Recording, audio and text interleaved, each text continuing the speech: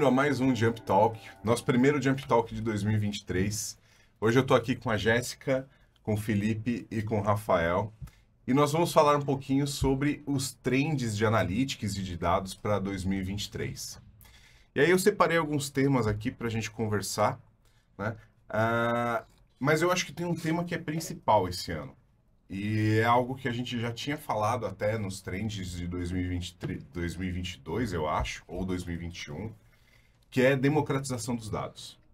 A democratização dos dados é um tema muito forte hoje, porque a gente fala muito de empresas tendo que tomar mais decisões baseadas em dados, ser empresas data-driven, mas se você não democratiza os dados, se as pessoas não têm acesso aos dados, né, você não consegue atingir esse nível. E aí, o que vocês acham desse tema? O que vocês acham que é importante para as empresas conseguirem atingir essa democratização? Cara, você falou que passou 2022, né? Esse mesmo trend. E aí veio esse trend, a gente trabalhou bastante nesse tema. Então, no último ano, a gente entendeu alguns projetos, né? Bons projetos com esse tema. E uma grande dificuldade que a gente ainda encontra são as pessoas, por incrível que pareça. E eu posso falar para você que muitas vezes não são, quando eu digo as pessoas, inclusive pessoas que são responsáveis pelos dados. Existe ainda uma certa resistência de alguns líderes em democratizar o dado. É muito louco isso. Tem uma certa dificuldade em você transformar o dado ainda.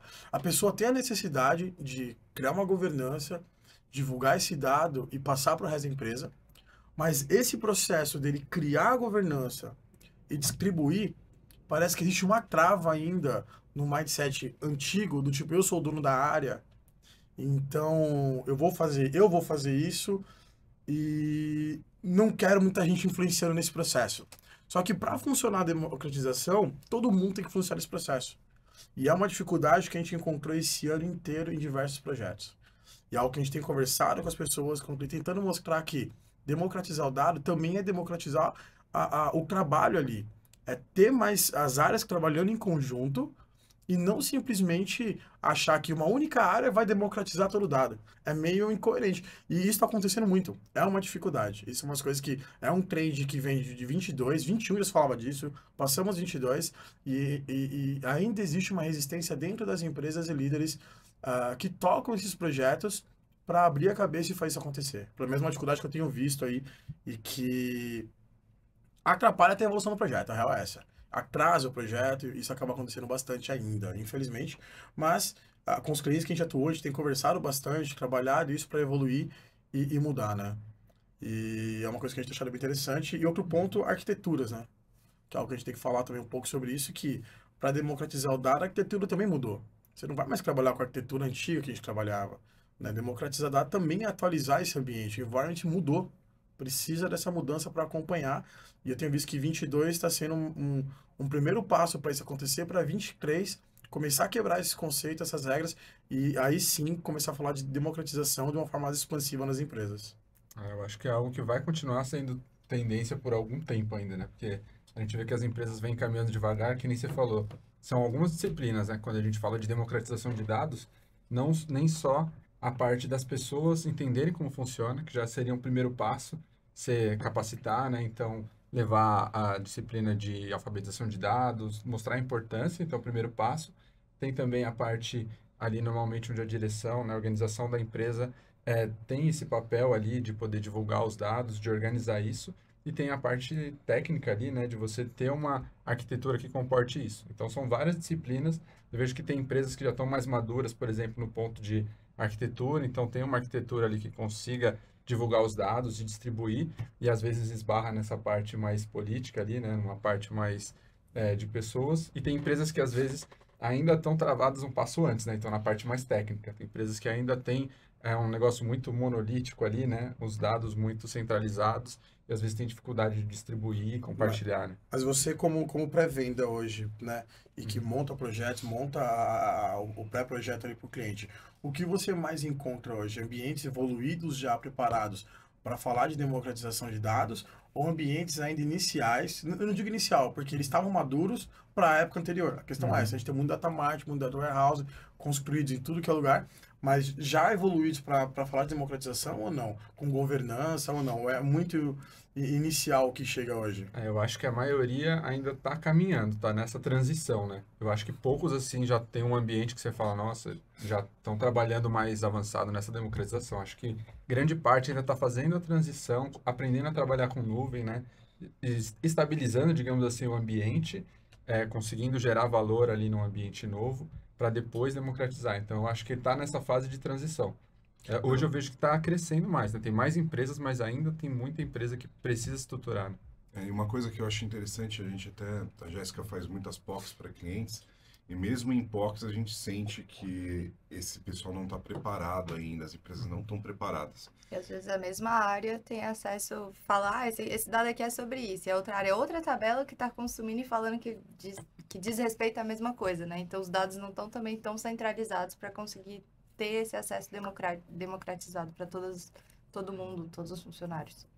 Mas se for dado centralizado, é algo que também está fugindo, né, para essa nova democratização, que é ter governança e o Mas dado ter não uma centralizado. governança de um Isso. dado, né? E ter um Governado. dono daquele dado, porque Sim. o que acontece, eu tenho lá um dado financeiro, e aí tem... Qual é o dado financeiro certo? Tipo, o saldo da Onde conta está de o um dado cliente, financeiro por certo? exemplo. Aquela tabela é atualizada diariamente, tem tabela que é atualizada semanalmente, mas a área acha que a dela é mais correta e não tem ali quem é realmente o dono daquela É a falta informação. da governança, né? Isso. Então você tem o dado espalhado ainda. É muito louco, porque essa democratização, a gente começa a olhar, parece que voltam a ser silos, com esse novo formato que tem aparecido pra gente como data mesh, mas na verdade não são silos porque você passa a ter governança. E o problema é fazer essa governança acontecer, né? Data Mesh é um outro dos trends que a gente também tem para 2023. Novamente, é outro tema. Eu acho que a pandemia atrapalhou um pouco alguns projetos, né? O pessoal teve que dar um passo atrás. Data Mesh é um outro tema que está muito quente agora. É um trend para 2023. A gente tem muitos clientes que estão caminhando nessa direção, até mais do que Data Fabric, por exemplo. O que é Data Mesh, para quem não conhece? E aí eu acho que a gente pode falar um pouquinho sobre Data Mesh.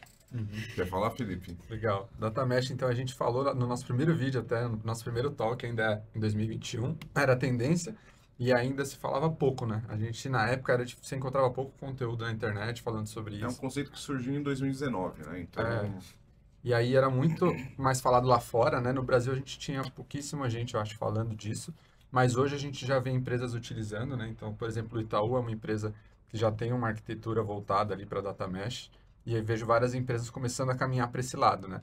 Então, basicamente, o Data Mesh é uma malha de dados. A diferença da arquitetura é que, ao invés de você ter um ambiente, uma arquitetura toda centralizada e várias áreas demandando, né? Pedindo ali análise, pedindo relatórios para essas áreas, cada um vai ter seu pedacinho, então é como se fosse um retalho ali, uma malha mesmo, né? Cada área vai ter ali seu domínio de negócio, e aí eles vão poder produzir os seus produtos ali de dados, né? Então o dado é visto como um produto, e as áreas vão poder se comunicar e acessar os dados umas das outras. Aí, à primeira vista, você pensa, putz, mas não vai virar uma bagunça, né? Porque, pô, já é difícil controlar quando a gente falava de data lake, que era você jogar todos os dados num único local, né, e distribuir. Mas a diferença do data mesh, né, e o desafio principal, eu acho que é a questão da governança. Então, uma vez que você distribui os dados, você dá... cada área pode ter sua arquitetura própria ali, né, suas ferramentas para trabalhar com os dados. Isso envolve também as pessoas que vão trabalhar, né? Então, por exemplo, cada área vai ter que ter seu engenheiro de dados ali para poder trabalhar o dado ali, seu cientista de dados. Então, você dá autonomia para as áreas, você tira o gargalo que você tinha antes da área técnica, né, da área de TI, mas você tem que ter uma governança muito forte. Então, todas essas áreas, todos esses domínios, eles têm que ter um único local, uma governança que a gente chama de federada, né, onde eles vão cadastrar, digamos assim, quais são as tabelas, quais são os produtos que estão sendo gerados, e todas as áreas, elas vão acessar os dados das outras, mas não diretamente. Todos se comunicando por um único local, que é basicamente onde vai ter o endereço ali de onde estão aqueles dados, vai ter uma governança explicando qual que é o dado, né, qual que é o papel daquele dado, como ele foi desenvolvido. Então, a ideia é que você tenha essa distribuição ali, né, para as áreas desenvolverem seus dados, mas que você tenha as informações centralizadas para você poder ter essa governança e não virar silos de dados ali de qualquer forma, né, bagunçado. E não é só a preparação dos dados ou a distribuição dos dados que ela é por domínio. Então, você tem o dono do domínio, que é a pessoa. Então, se são dados financeiros, você vai ter um responsável por cuidar dos dados financeiros, né? Ele é o dono, ele tem domínio sobre aqueles dados, né? E a governança é algo importante e, como você disse, ela é federada. Então, ela não é uma governança que uma área de TI vai ter responsabilidade, vai ter que fazer todos os metadados, vai ter que fazer todas as... ter na mão toda a informação sobre quais são os dados sensíveis, quais são os dados restritos, quem tem acesso a cada dado. Isso é federado, então é distribuído entre os domínios também, o que facilita muito esse trabalho. Uma outra coisa que eu acho importante também, além desses grupos, né, desses donos dos domínios, é como funciona a equipe de dados, né? Então, a equipe de dados ela vai funcionar muito mais como um suporte, né, a essas equipes de domínios do que como o responsável por trazer o dado e deixar ele no formato adequado, tudo mais. A equipe de dados ela é o exemplo, né? Então, ela que vai gerar use case, ela que vai gerar boas práticas, ela que vai gerar os guias de como que os dados têm que ser distribuídos, né? Então, você muda um pouco a dinâmica aí. Essa equipe de dados que você fala, a equipe ela fica em TI. Ela pode ficar em TI ou pode ser uma equipe de dados só. Não, eu digo de ficar em TI porque, assim, pensando na estrutura das empresas, quando você fala de por exemplo, vai ser federado a governança de dados. Então, quer dizer, hoje muitas empresas, a gente tem um responsável de dados dentro de TI, alguma área específica. Quando a gente transforma esse federado, é quando começa o primeiro problema ali do tipo, poxa, era a minha área e eu estou perdendo um pouco da minha estrutura barra poder. Isso a gente vê acontecer. Então, mas aí que tá essa troca de responsabilidade. Exato. Por isso que eu Ou você você não é mais o responsável por toda a engenharia. Catalogar a engenharia toda dos dados. Você é responsável por garantir que as pessoas que estão ali botando a mão na massa fazendo engenharia estão fazendo da forma certa. Correto, exato. Então, eu acho que é um trabalho até maior do que fazer a própria engenharia. Exatamente. No final das contas. Mas é questão de passar essa visão no papel. Né? O que a gente tem que começar a passar mais, porque é uma dificuldade entender que essa chave precisa virar.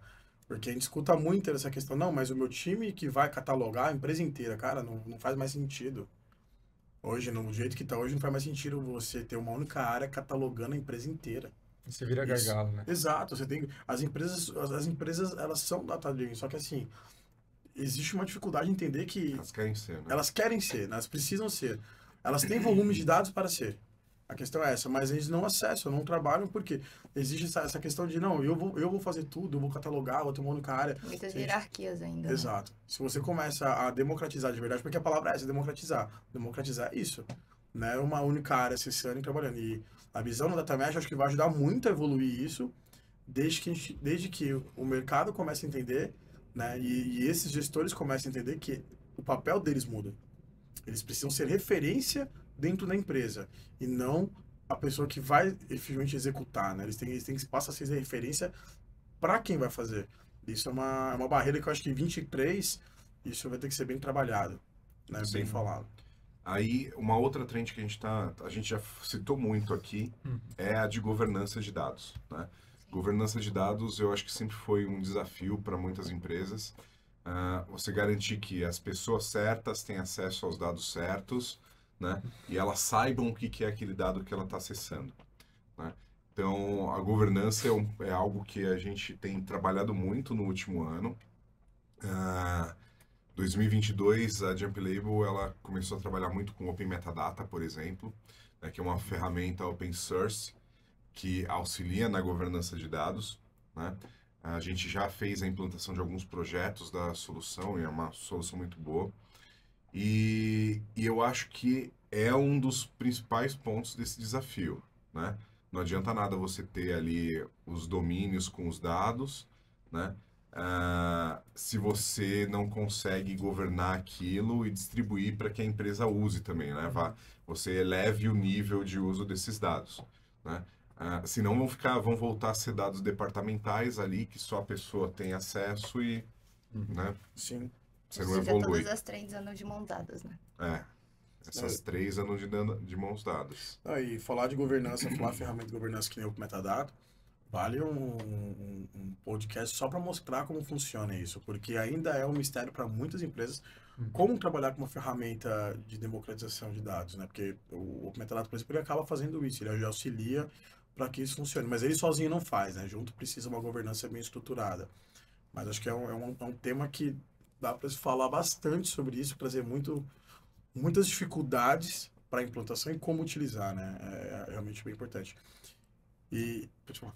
Falar que eu acho legal como começou, né? Porque antigamente não se falava tanto, todo mundo sabia que era importante, mas as empresas não davam tanto valor, né?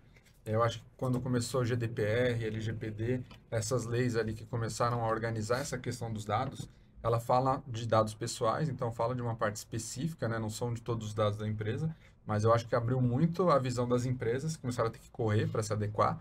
E aí, com isso, veio junto essa visão do valor que você tem quando você começa a catalogar, entender onde estão seus dados, quais são seus dados e distribuir. Então, acho que meio que veio junto, né?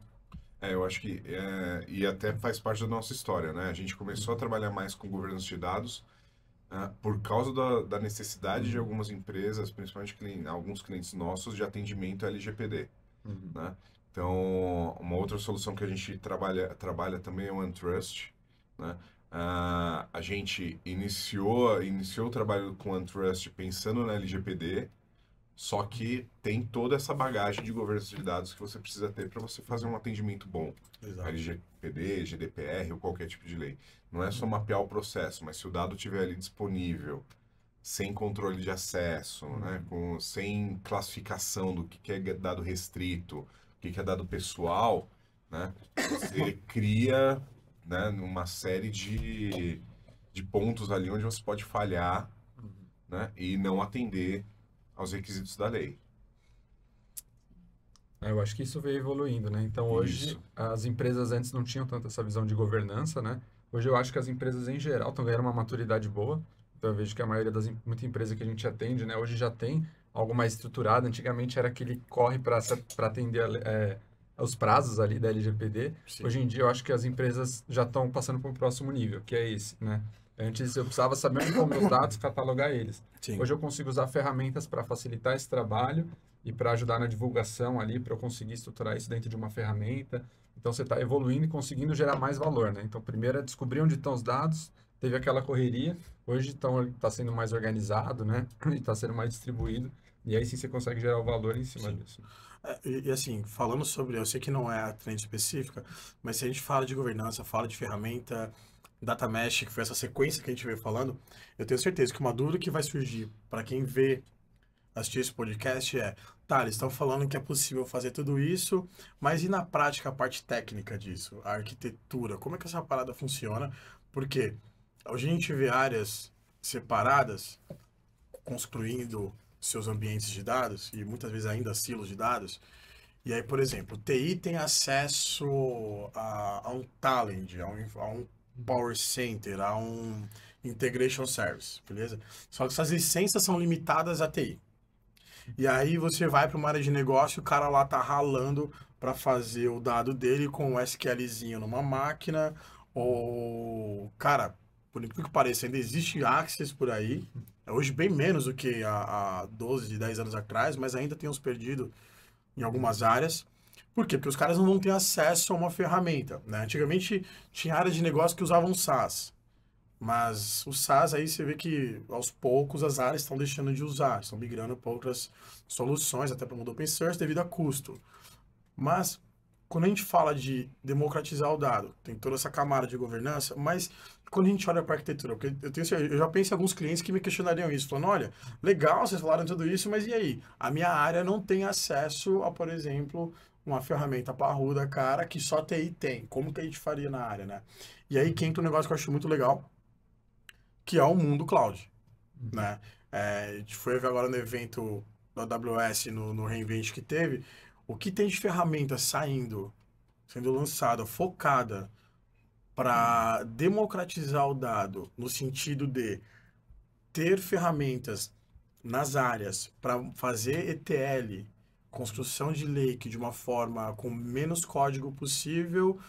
Eles falam menos código, mas ainda tem o Spark por trás, tem o Python ali rodando, lógico, né? Otimização, tratamento, continua tendo, é necessário codar, mas assim, os pipes são mais fáceis de desenvolver, né? São mais fáceis de desenvolver. Então, isso tem aparecido bastante. Eu acho que conhecer um pouco do mundo cloud, se aprofundar no mundo cloud e sair um pouco, às vezes, só das ferramentas que nós estávamos acostumados há um tempo atrás, acaba ajudando a evoluir essa visão de como montar o data mesh junto com a governança, né?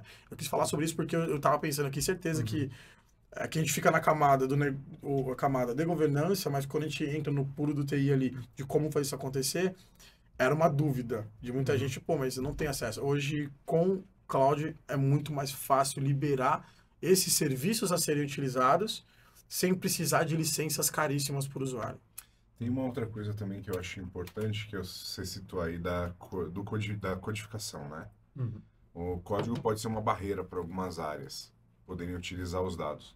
E aí tem uma outra trend para 2023, que é o Augmented Analytics, né? O Analytics aumentado, expandido.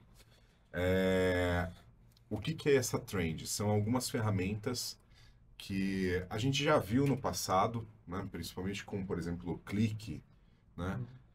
Já tinha algo parecido, que é você conseguir trazer o Analytics para perto desse público que não tem conhecimento de codificação ou não tem o conhecimento técnico para criar um dashboard, criar um relatório.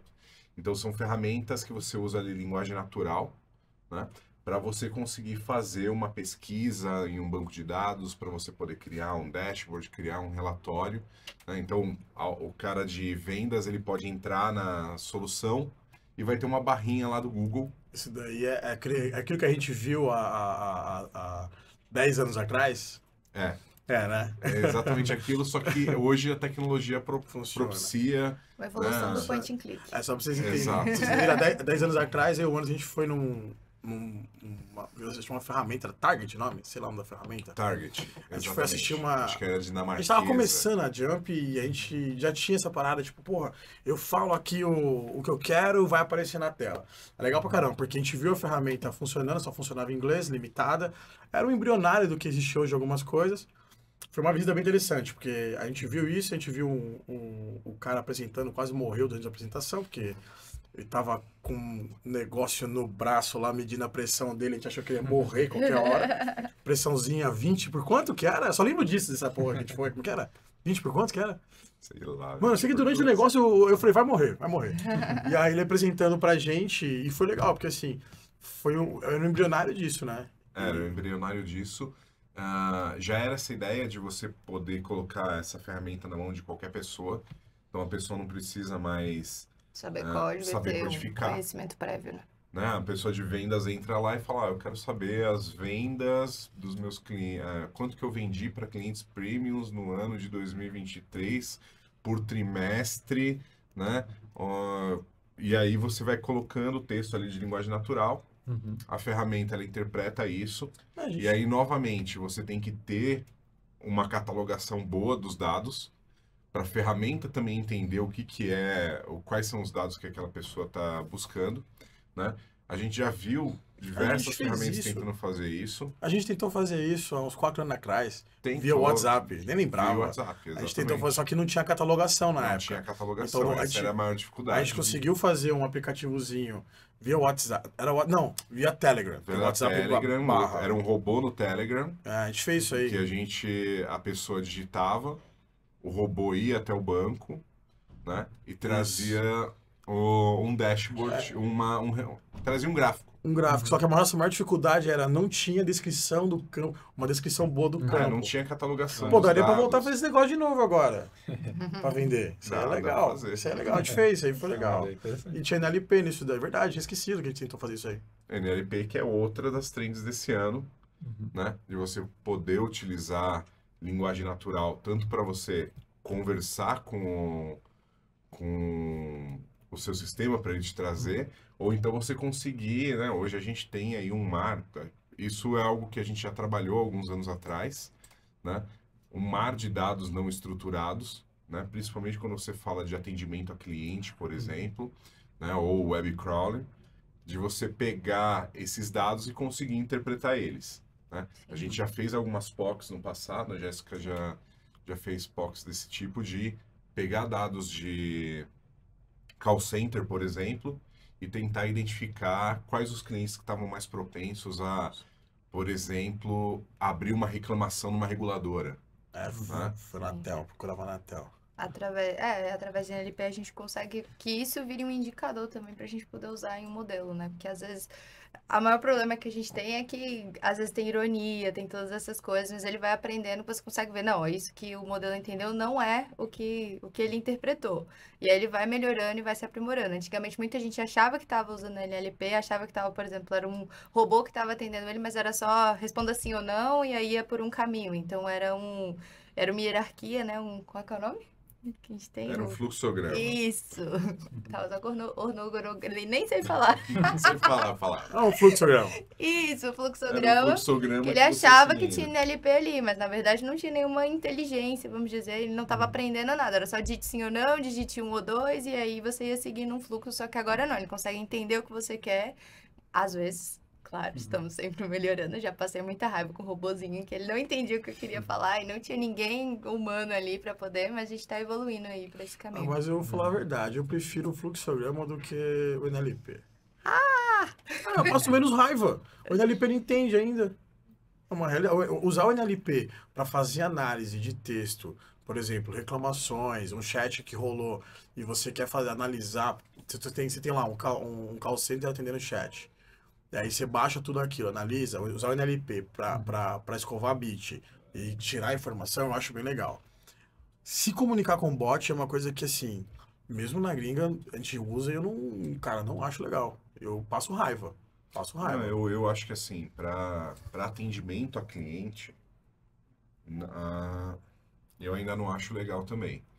Eu prefiro ter esse fluxograma. Então, segue ali, você tem todas as opções de atendimento, né? É o chatbot E no final você tradicional. deseja falar com o consultor? Eu vou dar outro exemplo. Eu abri recentemente a conta num banco, não vou falar o nome, mas assim, aí você entra lá no app, pô, legalzão, agora você vai falar com o atendente, aí cai lá. Você fez disso aí cai lá, pá. Aí você começa a cadastrar. Raiva. Por quê? Podia ser um cadastro normal que eu saio preenchendo e saio do outro lado. Ah, não, aí eu tenho que mandar meu nome. Aí o robô, legal, seu nome é Rafael. Agora ele responde, cara, dá uma raiva aquilo. Se fosse um form pronto, era muito mais fácil. Tem que ser mais sociável, Rafael. Não. Um robô, né?